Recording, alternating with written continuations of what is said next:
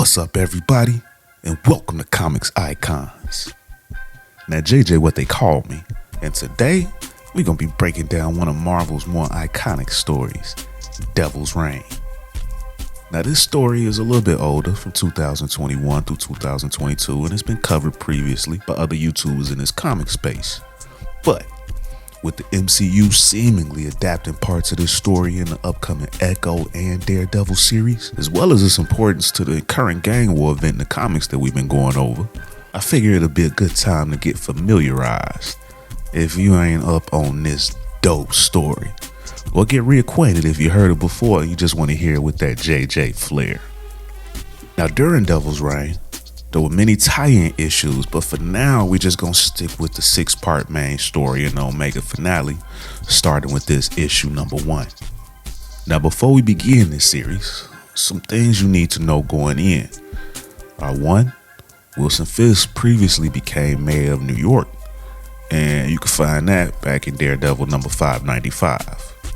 You also need to know that back in the Daredevil Born Again series back in 1986, Kingpin learned the identity of Daredevil thanks to Matt Murdock's ex, Karen Page. Then, in 2014, the public learned of his identity when he was forced to reveal it in court after being blackmailed. And then Daredevil number 20 back in 2015, the children of the Purple Man, who had his powers of persuasion and suggestion, make the whole world forget his identity. So now that we got all that out of the way, let's get it. So when issue number 1 picks up, we see a yacht in the Mediterranean Sea, and it's 2 weeks prior. And on this yacht, we see an older rich man and woman who are actually brother and sister, named Quinn and Una Stromwin. And these two are approached by one of their workers, telling them that the Political Futures group is going to be calling soon. We didn't get a very important and interesting conversation between these two, as the sister asks her brother, "I suppose we'll be talking about the upcoming New York election, brother?" Among other things, he replies. Then he says, "What do you think, Una? We put Mr. Fisk in the mayor's seat to make life interesting, and he has certainly done that. He murdered a friend of ours, scuttled our Hell's Kitchen plans." But then his sister interrupts, "Quinn, please. Tyrone was hardly a friend, but it's fun, isn't it? His unpredictability, like a bull in a china shop that we keep setting back up for him." As Quinn then rebuts, "Because we own all the china in the world, so shall we crown him again? Keep the game moving? Or is there a more interesting game to play?" Then we move forward to 1 week ago in New York City, and we see Daredevil, who thinks to himself, "How did it begin? My hatred of this man. There are so many things to hate, really. His piousness, his outdated sense of morality. But the thing I always come back to is his hypocrisy. He looks down our baser natures as he grins in a fist fight." We didn't get the reveal that it's Mayor Fisk that he's thinking about, who approaches Daredevil in the middle of a blocked off street surrounded by NYPD's finest, as Daredevil tells him, "Carting off a street in Hell's Kitchen? You clearly wanted my attention. Shouldn't you be at home with your new bride?" And the bride that he's talking about, of course, is Typhoid Mary. She and Fisk tied the knot back in Daredevil number 36. But Fisk then drops a folder at the feet of Daredevil, who then says to Fisk, "I don't have time for whatever this is, and I didn't bring my reading glasses." Fisk then responds, "Then I'll tell you what that is, Daredevil. It's nothing, but it should be something. It's a folder from my private safe, which I dimly remember putting together. Remember maintaining, labeled Daredevil's identity. And the pages inside are either blank or meaningless. Like a sick joke, like someone switched them out from my most secure and secret place. Except they didn't, did they? Did they? I can feel it. You did something to my mind. Who are you?" Daredevil replies, while he's swinging off. Sorry, Wilson, but it's called a secret identity. And Fisk thinks to himself, you are the devil, and I'll tear down everything to destroy you. Because nobody knows you like I do. Nobody else knows your true Achilles heel. Your guilt. Then we transition to now, and Mayor Fisk is having a press conference outside of City Hall. New York City is known for its resilience. We have suffered wave after wave of attacks of destruction brought down on our great city. And at the heart of almost every one of those are superheroes. The reign of dark aliens. I have learned that Spider-Man originally infected our planet with one of them. The hordes of trolls and ice-strewn beasts that destroyed our homes. That's because we welcomed Thor, the god of thunder, into our world. There's a saying, follow the money. With these tragedies instead, follow the destruction. And you'll find it leads back to these heroes. We allow these unnatural monsters in capes and bright colors free reign, and a city of good people trying to live their lives. And when we dare hold them accountable for their crimes, like the murderer Daredevil, they get preferential treatment, a slap on the wrist. And then they're free to go do what they've always done, whatever they want. Terrorizing, violence, destruction. Well, no longer. We here in New York City feel that isn't enough. Over the last few weeks, I've been working with lawmakers to draft the Powers Act.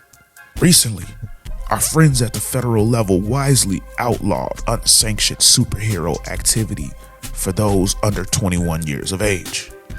To those of you out there with such abilities, I say this to you. Effective immediately, any individual who exhibits a use of powers deemed superhuman or commits acts of destructive vigilantism will be charged as a threat. You are not better than us, not better than the hardworking people of this city, not better than the fine men and women who fight our fires, who police our streets, who mend our sick. You wish to help society?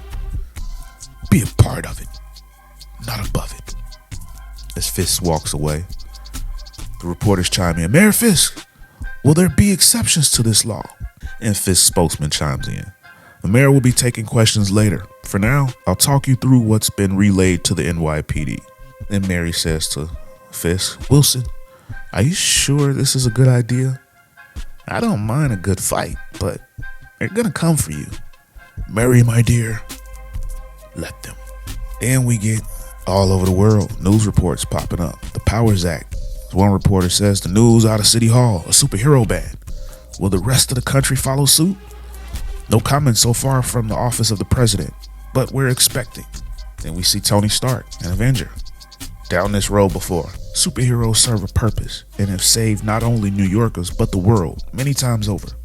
This is a desperate move from a gangster mayor in an election year. Then we see a new unit being formed called Thunderbolts Units, specialized officers for handling superhuman threats. Commissioner Kyle says that there are avenues for powered individuals, including opportunities in one of these units. Let me get random people on the street. No, they save people, but the mayor has a point about all the attacks. And Daredevil murdered a man. And what? He's allowed to go around beating people up still? And we see international responses flooding it.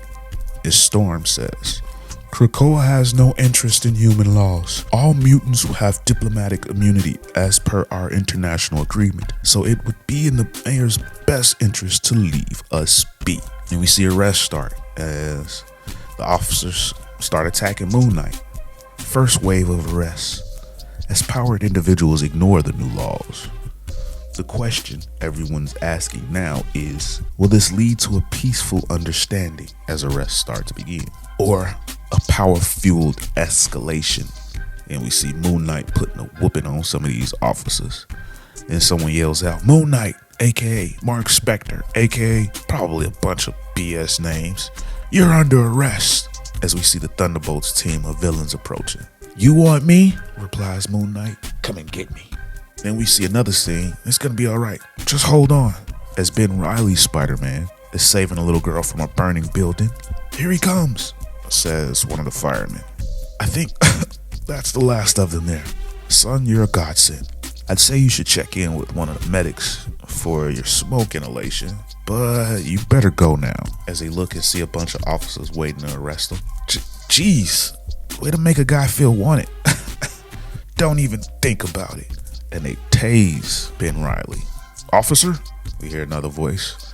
It's Captain America Steve Rogers comes out of that same building, holding a girl that he saved. Step away from the young man. Now. You're under arrest too, Captain, in accordance with the Powers Act. I know you're just doing your job, but he just saved lives. He's a criminal. You're all criminals. If a law needs to be broken in order to save lives, I'll do it every time. You may as well arrest us for breaking and entering this burning building instead of using powers. Don't.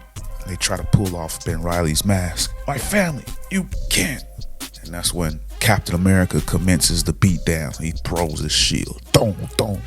Knocking a couple guards off of Ben Reilly. He punches the visor off another one. Spider-Man, you up for this? Cuffs blocking my powers. Well, it's a good thing we're here. As the cavalry comes in, Spider-Man and Matt Murdock, Daredevil, as well as Electra Nachos, Daredevil. To even the odds, says Daredevil. Call it in. And we've got company. Now we see the cavalry is coming in for the lawmakers as the helicopters start coming in. And then Daredevil says, I hear more at the street level coming too. We need to retreat. Electra chimes in. So they hop down a sewer. Done and done. Daredevil tells him 100 meters straight ahead. First left, there's a door on the right to a utility room. We can lay low there unless I pick up any activity. On it. Man, it's crazy out there. I knew Fisk's mirror was going to be bad, but this is wild. What set him off? Says Spider-Man as Daredevil then chimes in. I did. This is my fault. Then Electra tries to calm him down. It's not. Don't be a fool. Now everybody's asking. They're looking at Daredevil. How did you set him off? How did this happen? And Daredevil's like, my identity, like yours, is a secret. But it wasn't always that way. The world knew who I was. And even though I didn't ask them to, Zebediah Kilgrave's children made the world forget. Wait, Zebediah? The Purple Man? You mean his kids can mind control people too? They can.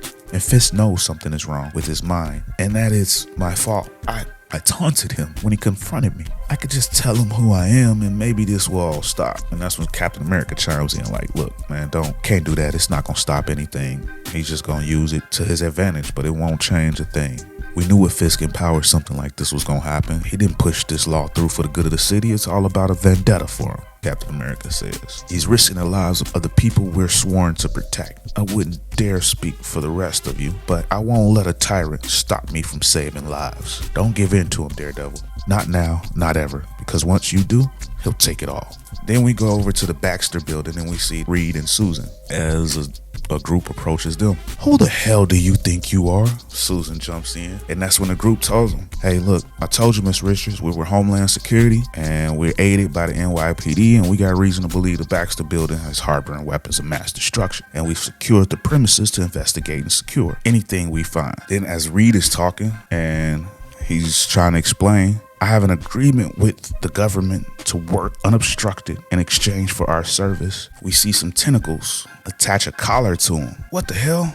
Power dampeners. A necessity for those such as yourself who are prone to lashing out. And we see that it's Otto Octavius, Doc Ock. He's also a Thunderbolts team member. Octavius, so you've thrown in with Fisk? Never took you for a subordinate, Otto. To my own end, Richards, I recently received some very interesting information on what you have cooking in that lab of yours. The government was happy to look the other way for your agreement, but now that I've shown them what you have, well, they have no choice. So you're all coming with me. Then Susan decides to try to fight back. Like hell we are. Subdue her. And she runs and she hits a button and calls out, Ben, Johnny. Then we see Ben Grimm and Johnny Storm in another room with the kids. Code X7, hurry. What, X7, for real? Oh, nuts, that's bad. Uncle Ben, what are you? Calling a cab, kid, stay close. Whoa, who are? Turn around, hands where we can see them. And that's when we see the officers bust in the room with Ben and the kids. and then they start opening fire. Ben Grimm quickly grabs the kids to protect them and then punches the officer. "Shooting at kids? You're lucky I got responsibilities and don't stick around to clobber you some more."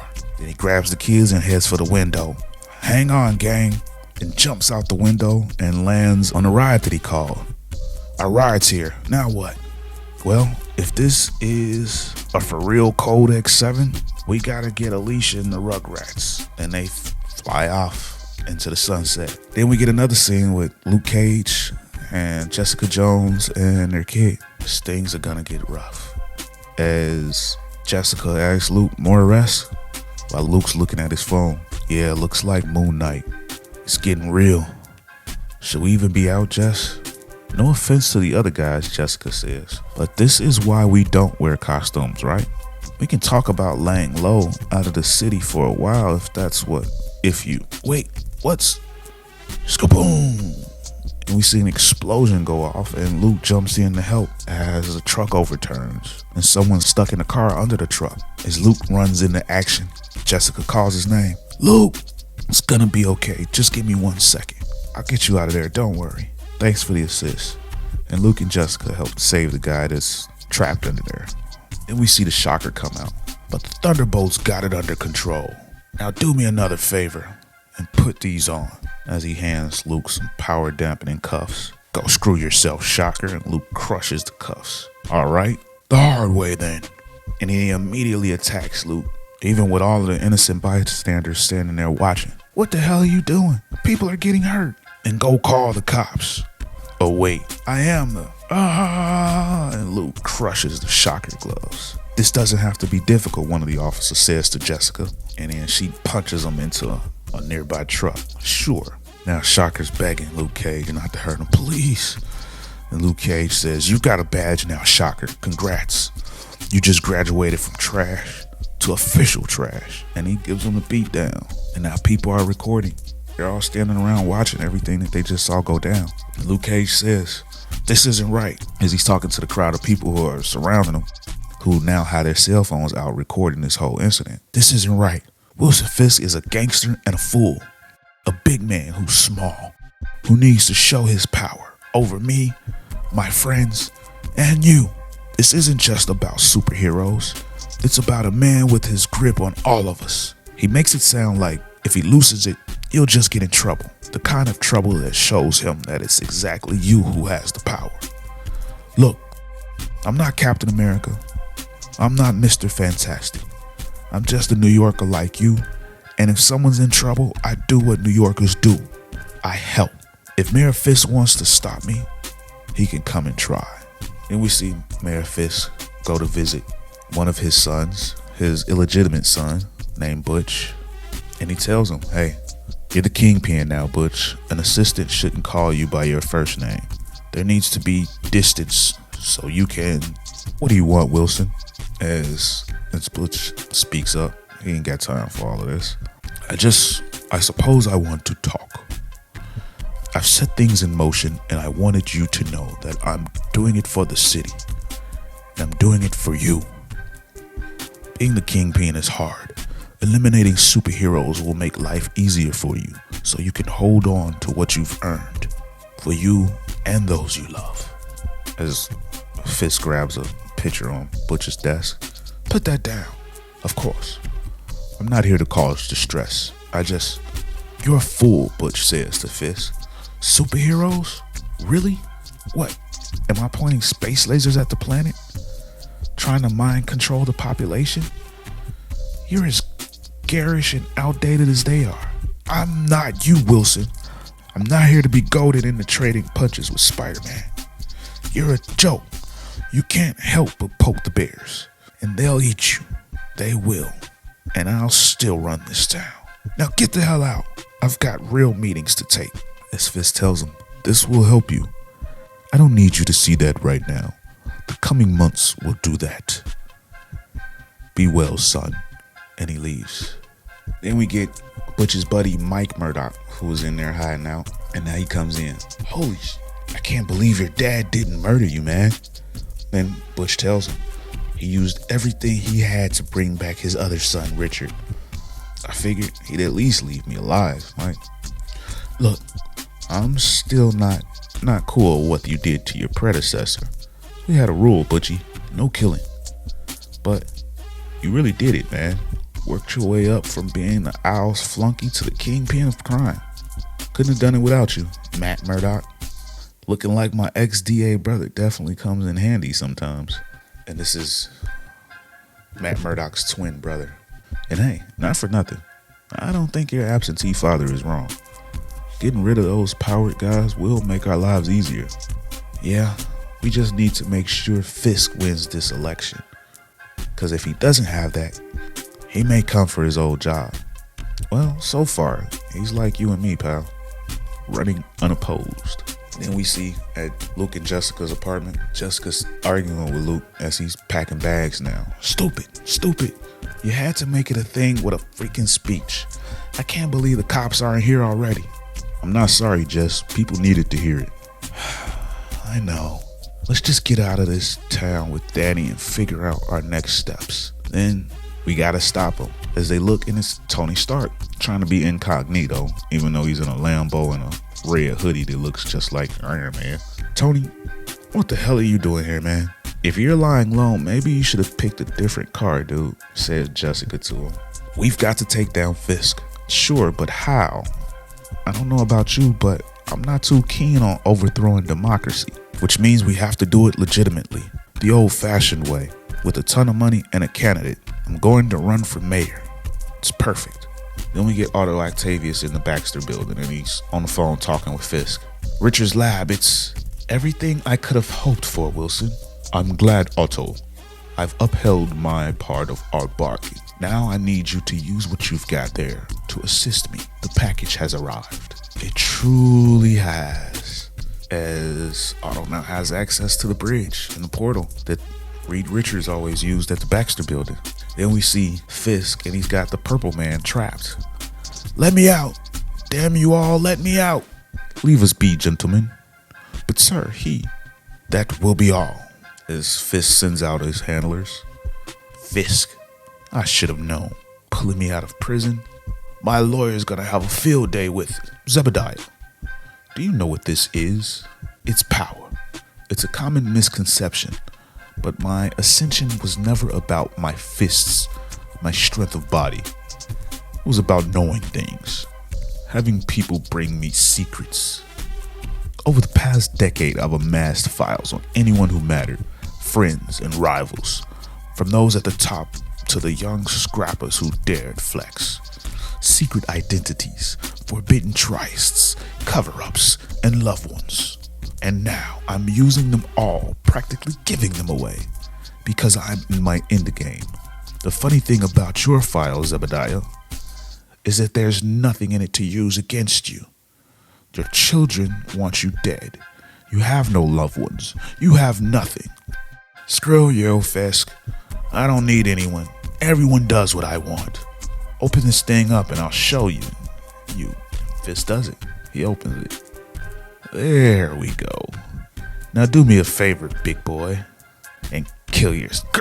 Fisk grabs him by the neck. Now, Zebediah, you know your mind control doesn't work on me. My will is too strong. But it does work on others, doesn't it? This Fisk has a knife out.